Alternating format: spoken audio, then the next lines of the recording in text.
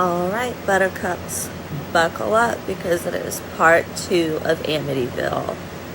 This is where the supernatural stuff starts to go down. And again, I'm not a professional, so thank you guys for watching this.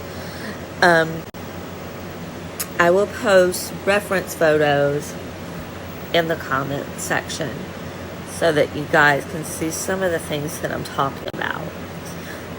But when we left off, Butch DeFeo was serving 6 second-degree murder terms. So, he's never getting out of jail. He will never see the light of day again. But there's still a lot of things that were left unanswered. And some really weird things began to happen almost exactly a year from the date that Ronnie DeFeo massacred his family. The Lutz family bought the Amityville house in December of 1975. So it was about 13 months after the murders. And you need to remember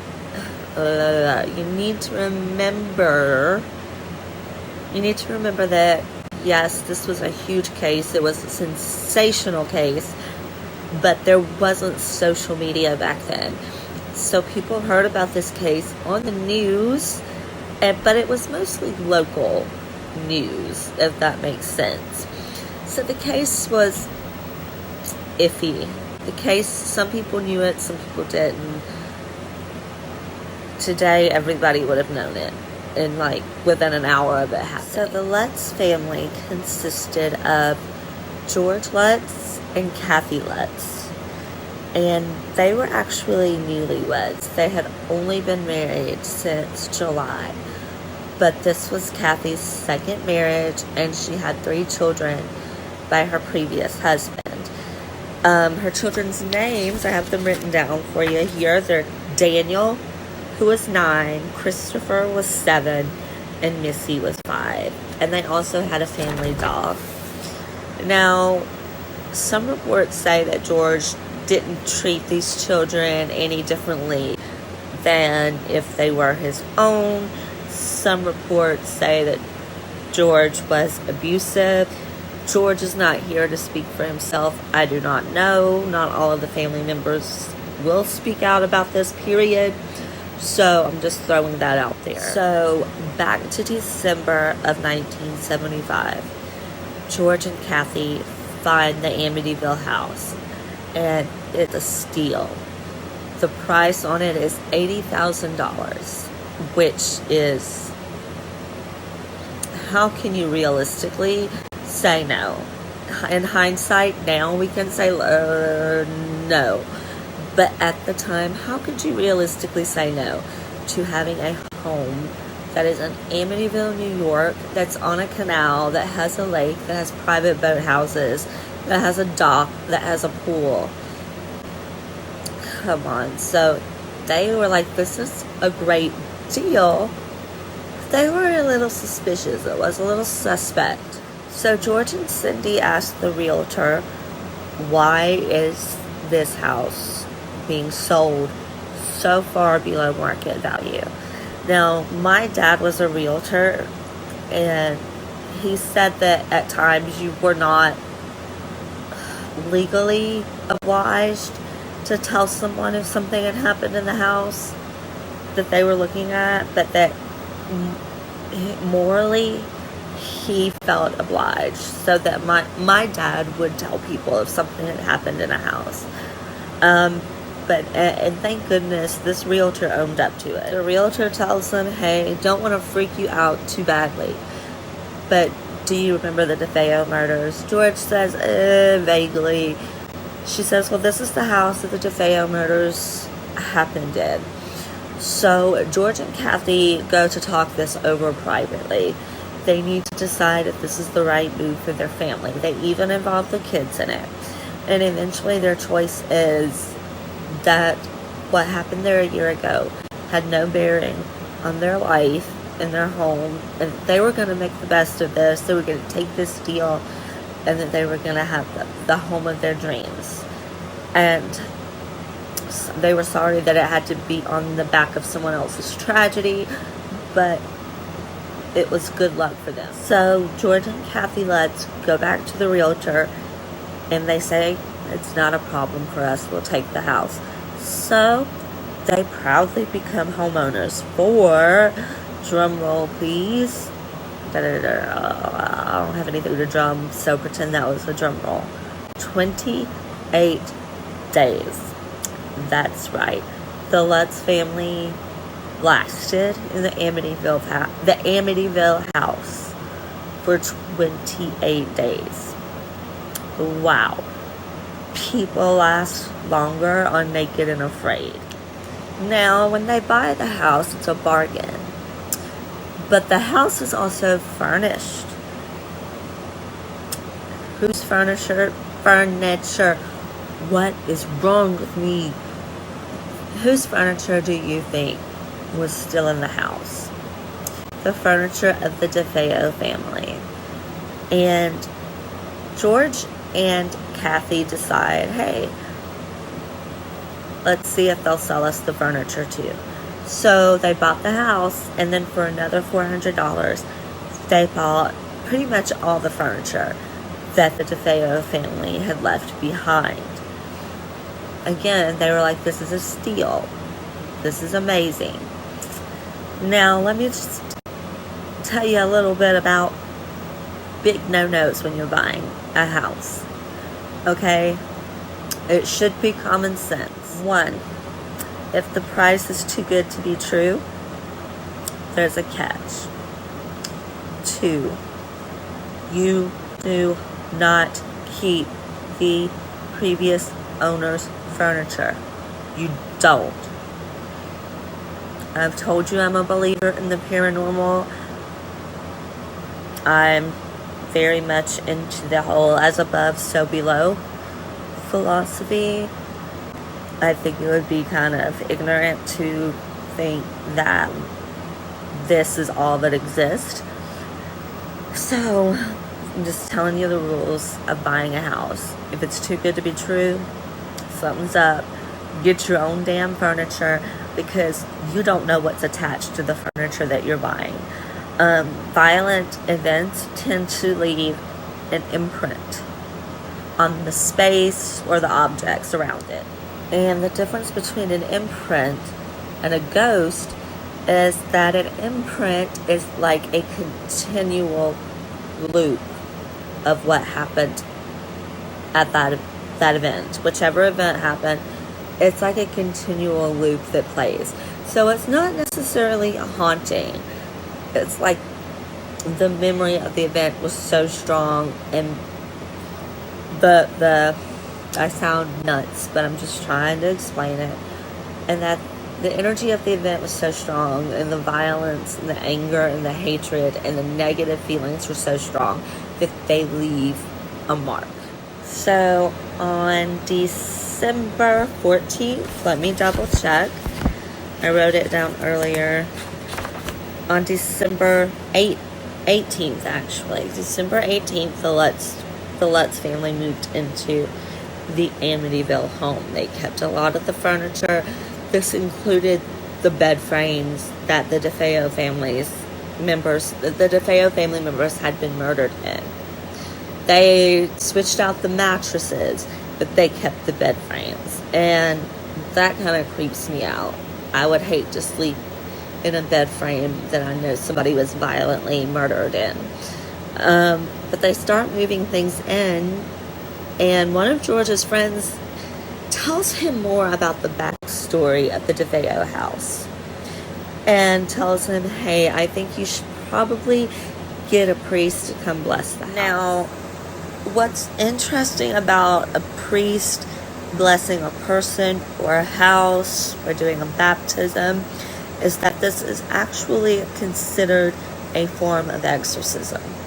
If you don't believe me, look it up. It's considered a form of exorcism. I don't really subscribe to any one particular religion, but I do like to know a lot about all the religions out there. So George contacts the priest that his friend tells him to call. And the priest comes out there that day while the Lutz family is moving the rest of their things in, trying to get organized. He walks in, everybody's busy doing their thing. He says hi, introduces himself. And George just kind of says hi and lets him go do his thing. So the priest is walking through the house and he is blessing the house. And remember that I told you that Amityville is well recognized because of its very distinct windows. Now those windows that were facing outward were the windows for the bedroom of Butch DeFeo. So the priest gets up to that particular room, to what had once been Butch DeFeo's room, and he starts blessing the room. And all of a sudden he says that he hears a commanding voice tell him to get out, and then he said he felt a physical slap against his face. Now, I don't know about you, but I imagine no matter how many house blessings you do or how many exorcisms you do, I bet it's not ever fun getting slapped in the face by an invisible force. I mean, come on now. It's not any fun. So the priest is shaken up and he leaves without saying goodbye, and he starts having nightmares, and he starts to feel like there's like an evil presence surrounding him, and he keeps having dreams where he's being told by a shrouded figure to stay out of the Amityville house and to mind his own business. And at first this priest is like, I'm gonna mind my own business. I am, because I like to sleep at night and I like waking up in the morning, so I'm gonna mind my own business. But his conscience sort of gets the better of him, and after about a week he starts trying to call the Lutz family to warn them, and he wants to particularly warn them about the room that used to be Butch DeFeo's room. And he wanted to tell them that there is something very malevolent in this house. So he tries to call them several times, and he cannot get through. Every time he calls them, all he gets is static on the line. And meanwhile, Kathy said that while he was calling her, all she could get was static on the line. So like the phone would ring on her end and she'd pick it up, but he is not able that evening to get through to Kathy and George Lutz. Meanwhile, George has started to sort of make a very strange transition. George cannot seem to stay warm. He's freezing all the time. He's shivering, he's shaking, and he becomes obsessed with keeping the fireplace going because he's cold. He says the house cannot get warm. And if you remember, Butch DeFeo said there was a room in the basement, in the crawl space, that the demonic voices came from. And turns out there was a room in the crawl space, and it was called the Red Room. It was called the Red Room because it had been painted red, and the previous family, the DeFeos, often Dawn, Butch, and Allison would hang out in the Red Room with their friends, and they would do crazy teenage stuff that we're all guilty of, such as, maybe smoking, maybe having a drink. They would play with the Ouija board down there, which is not something that the DeFeo family knew about at the time. But anyway, George finds this room, and he's kind of becoming obsessed with this room as well. So poor Kathy is sitting here like, what is going on? This is not the man I married. He's sulking. He's weird. He's isolated. He snaps at me. He snaps at the kids. He gets angry so easily, and he's paranoid. What is going on? He's always complaining about being cold. We're not even communicating. We're not talking. What's going on? And George really doesn't say what's going on because George doesn't really know what's going on. George just knows that he wants to be alone. And meanwhile, while George is going through this seclusion and just being angry in general, the kids start experiencing weird things. Their daughter, Missy, finds an imaginary friend. She has an imaginary friend named Judy. And she tells her family that Judy tells her that bad things happen in this house, and that Judy tells her that she needs to kill her family. And the family even claimed to have seen Judy one night. Missy said that Judy often took the form of a pig and that she would look in through the window. So one night, the Lutzes stayed in there, and sure enough, they saw what looked like a pig looking in through the window. And Missy was like, that's Judy. You know what I'm about to tell you right here? This is not a theory that any of the researchers came up with. This is not something that has been thrown out there. This is something that sort of like hit me. The imaginary friend's name was Judy. But in demon lore, there is a demon named Jaude. And with the passing of time, it has been shortened to Judy. So, is there a possibility that her imaginary friend was really Jaude or Judy? And this particular demon does thrive on human suffering. And things start to disappear around the house. Not small things, important things. For instance, Kathy and George were going to, I think it was her brother's wedding. And George had around $200. He was helping to pay for some of the wedding things. And he had put the $200 in his pocket to pay one of the vendors that evening. He knew he put it in there. Kathy saw him put it in there. His brother-in-law saw him put it in there. Everybody saw him put it in there. They get to the wedding, it's gone. They never do find the money. And while they're at this wedding, there's a babysitter taking care of the 3 children. And the babysitter somehow gets locked in the closet for hours. You would think that maybe this is a practical joke. One of the kids locked her in there.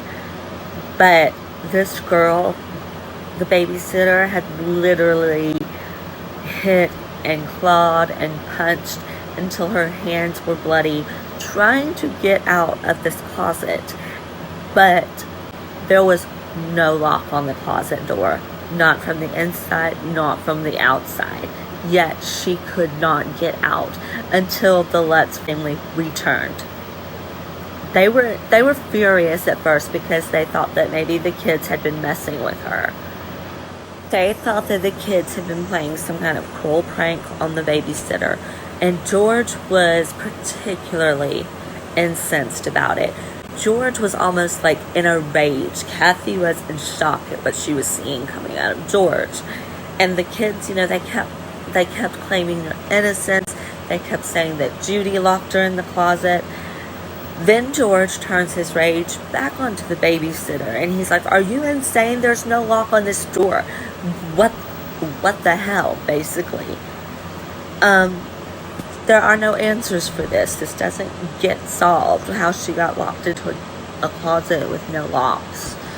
And she was traumatized. So after this, George kind of cracks down on the kids. He feels like the kids did something and that Kathy is not a very good disciplinarian and that she needs to get the kids in shape. That their biological father did not teach them any kind of manners.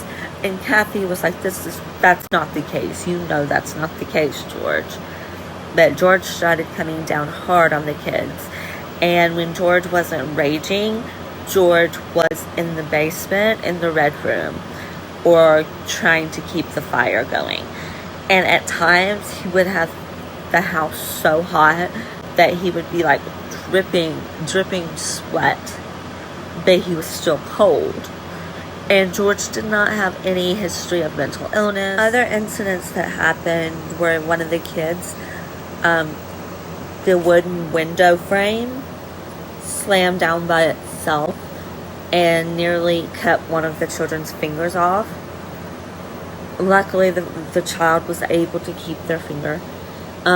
George and Kathy, their marriage started to crumble really bad. George stopped eating. George had headaches all the time. And then George says that he wakes up one morning and Kathy, who was asleep, is levitating about 2 feet off the bed. She's about 2 feet above him and that she is levitating.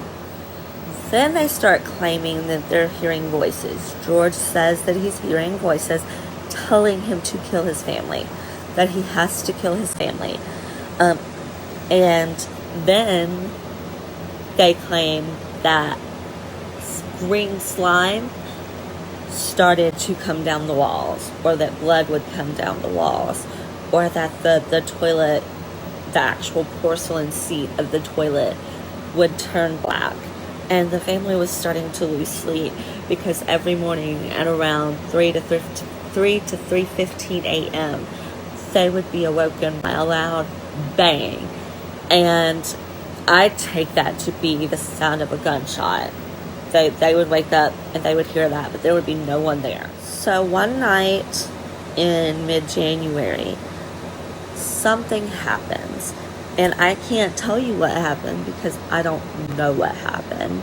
No one knows what happened because the Lutz family will not talk about it. But they did say that whatever it was enough to make them flee. With dinner on the table, all their personal effects still in the house, they fled with just basically the clothes on their backs. And they went to a hotel. And that was the last time that the Lutz family stepped into 112 Ocean Avenue. So that the story does not end there.